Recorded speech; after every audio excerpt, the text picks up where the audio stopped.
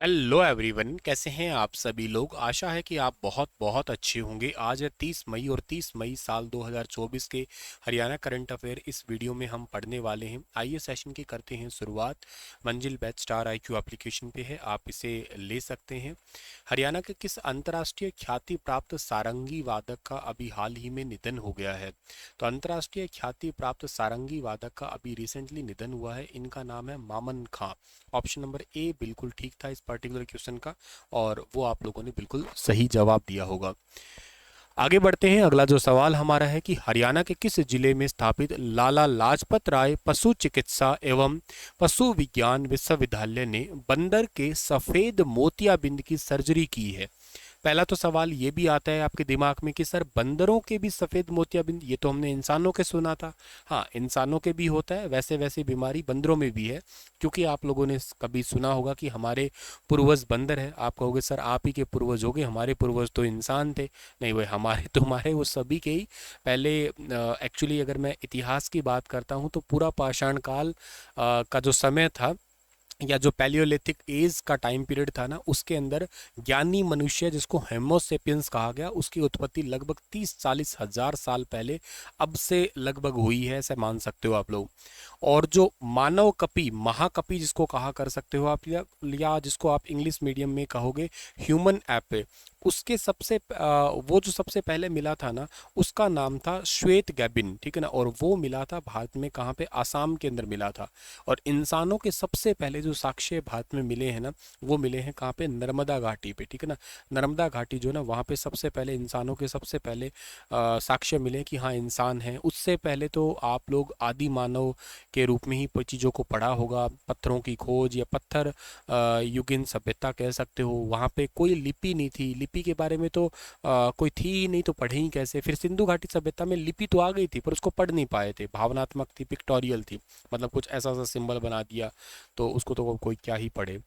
तो मतलब इंसान पहले कह सकते हो आप लोग कि धीरे धीरे मानव कपि से ही एक इंसान की तरफ पहुंचा है। तो वैसी बीमारियां लगभग देखने को मिलती है। तो सफ़ेद बंदर का मोतियाबिंद की अभी रिसेंटली सर्जरी की गई है। और कहाँ पे की गई है, ये हिसार के अंदर की गई है।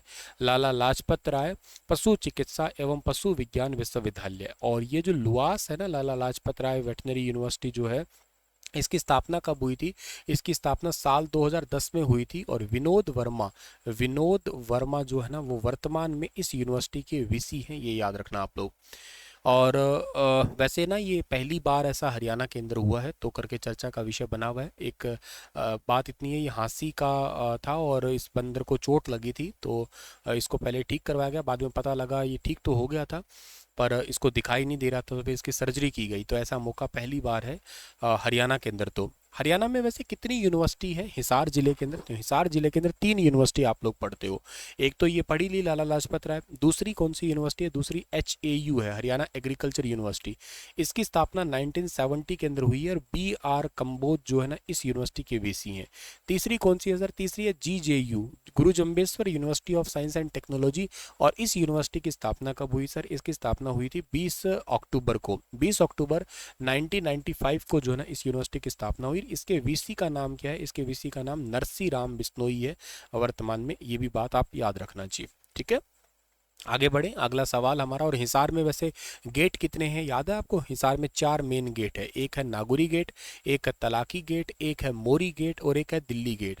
जिंदल स्टेनलेस स्टील के कारण हिसार को स्टील सिटी भी कहा करते हैं, हिसार को मैग्नेट सिटी भी कहते हैं। और हिसार के अंदर जो ऑटो मार्केट है, वो एरिया वाइज एशिया की सबसे बड़ी ऑटो मार्केट है। एरिया वाइज, मैंने टेक्नोलॉजी वाइज नहीं कहा है, एरिया वाइज जो है ना, वो सबसे बड़ी ऑटो मार्केट है। पूरे हिसार शहर की नहीं, मतलब पूरे भारत की नहीं, बल्कि पूरे एशिया की सबसे बड़ी कह सकते हो आप लोग। हिसार का पुराना नाम क्या था, हिसार का पूरा नाम है हिसार फिरोजा, ठीक है ना, हिसार फिरोजा, ये इसका पुराना नाम है।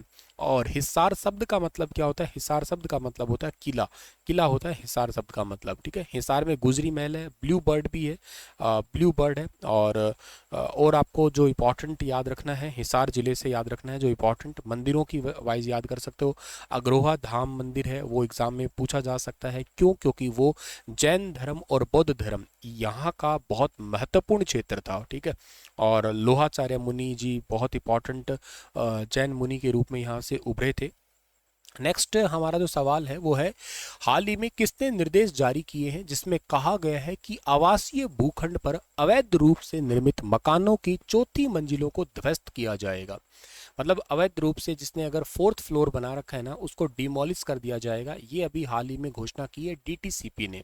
मतलब कि हरियाणा सरकार का नगर एवं ग्राम नियोजन डिपार्टमेंट है, और इस डिपार्टमेंट की तरफ से निर्देश जारी किए गए हैं कि जिसके आवासीय भूखंड है जहाँ पे लोग रह रहे हैं और उसकी चौथी मंजिल है और वो भी बिना परमिशन के बनाई गई है, उन बिना परमिशन बनाई गई बिल्डिंग्स को एक्चुअली ध्वस्त किया जाएगा, डिमोलिश किया जाएगा। ये अभी हाल ही में घोषणा हुई है। ठीक है, तो इतनी सी बात है बस आपको याद करने के लिए, और डिपार्टमेंट भी आपको बताना था, और वो डिपार्टमेंट कौन सा है, डीटीसीपी है, यानी कि हरियाणा सरकार का नगर एवं ग्राम आयोजन डिपार्टमेंट या ग्राम नियोजन डिपार्टमेंट है। इसको भी ज़रूर याद कर लेना जी आप लोग। ठीक है, और अगली बात जो आपके लिए इम्पॉर्टेंट आती है वो क्या रहेगी, अगला जो सवाल है हमारे पास में। और वैसे मैं बता देता हूँ कि डीटीसीपी डिपार्टमेंट जो है ना, ये हरियाणा के अंदर जितने भी टाउन्स है ना, उन सबको मैनेज करने का काम करता है, क्योंकि इसका खुद का ही काम यही है कि जितने भी टाउन है या टाउन के साथ साथ विलेज भी है, पूरा नाम तो इसको आप लोग town and country planning department के नाम से जाना करते हैं। तो ये इसी तरीके से ही आपका मैनेज करने का, जैसे कोई बिल्डिंग है के साथ में पॉल्यूशन के रेशो है, उन सभी को ही यही निर्देश जारी करता है। एक क्वेश्चन तो मैंने अलग से नहीं बनाया, पर मैं आपको वैसे बता रहा हूँ कि हरियाणा में हीट वेव ना केवल हरियाणा में बल्कि पूरे भारत में बहुत तेज़ी से चल रही है, और नौतपा कह सकते हो चल रहा है, या हमारा पेड़ ना लगाने की वजह चल रहा है, जो भी कह लीजिएगा। पर इस दौरान ज़्यादा गर्मी में डिमांड उठ रही है किसकी, बिजली की ज़्यादा। तो 482.3 लाख यूनिट तक ये डिमांड पहुंच चुकी है फिलहाल के लिए, जो साल 2023 से 84% ज़्यादा है। और बिजली की कटौती और वोल्टेज में लगातार बदलाव का सामना भी करना पड़ा। अच्छा, कटौती क्यों सर, अगर लगातार चलती रही तो आग पकड़ जाए, इसलिए बीच बीच में बार बार कट भी लगाए जाने पड़ते, जरूरी है। अगर देखा जाए तो गुरुग्राम में सबसे ज़्यादा पीक डिमांड पे है। बाकी डिस्ट्रिक्ट की भी बात की जाए तो वहाँ पे भी कुछ परसेंटेज बढ़े हैं, ऐसा नहीं है कि बढ़े नहीं है। पिछले जैसे मान लो अब सिरसा की बात करो, सिरसा में इस बार सबसे ज़्यादा गर्मी पड़ रही है, और वहाँ पे आपका 189.8 परसेंटेज ग्रो किया है पिछले साल के मुकाबले। सो इलेक्ट्रिसिटी की पीक डिमांड है वो हालांकि बढ़ती ही है, लेकिन इस बार तो रिकॉर्ड बढ़ा है। और ये power in demand DHBVN area on 28 मई, दक्षिण हरियाणा बिजली वितरण निगम के एरिया का एक चार्ट है ये वाला। ठीक है, हरियाणा के किस संस्थान ने भारत के पहले जांस्करी नस्ल के घोड़े के बच्चे राज जांस्कर का जन्म भ्रूण स्थानांतरण तकनीक के माध्यम से करवाया है? Which institute of Haryana has produced India's first Janskar breed horse Raj Zanskar through embryo transfer technique? मतलब भ्रूण है, भ्रूण को ट्रांसफर कर दिया दूसरे घोड़ी के अंदर, और ऐसा करने वाला इंस्टीट्यूट है कौन सा? नेशनल एक्वाइन सेंटर है। नेशनल एक्वाइन सेंटर है या नेशनल रिसर्च ऑन एक्वाइंस है, ये हिसार के अंदर है। इसको घोड़ा फार्म कह सकते हैं, हिसार के एरिया में इसको घोड़ा फार्म ही कहते हैं वैसे।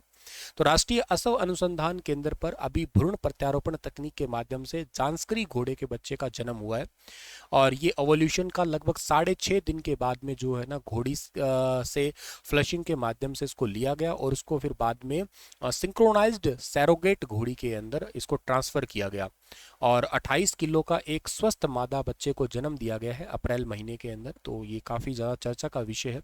वैसे जांस्करी बच्चे का नाम राज जांस्कर रखा गया है, और ये जांस्करी घोड़ा भारत में लेह लद्दाख वाले इलाके में पाया जाता है। ज़्यादा ऊंचा घोड़ा है ये, और बेसिकली ना ये ज़्यादा फेमस इसलिए कि अगर बहुत ज़्यादा ठंड भी पड़े ना तो भी ये सह लेता है, और इसमें काम करने की क्षमता बाकी घोड़ों से ज़्यादा है, और बाहर ले जाने की क्षमता और ज़्यादा ऊंचाई पे बाहर ले जाने की क्षमता भी इस घोड़े में ज़्यादा मानी जाती है। तो ये चर्चा का विषय जरूर याद रखना। 1986 में ये स्थापना हुई थी इस संस्थान की, राष्ट्रीय घोड़ा फार्म की। ठीक है, आपके लिए एक सवाल छोड़ रहा हूँ, किस हरियाणवी ने रोइंग में भारत को पहला ओलंपिक कोटा दिलवाया है? बताना इसके बारे में। मिलता हूँ आप लोगों को 31 मई करंट अफेयर के साथ में, तब तक अपना ख्याल रखना। सभी को राधे राधे।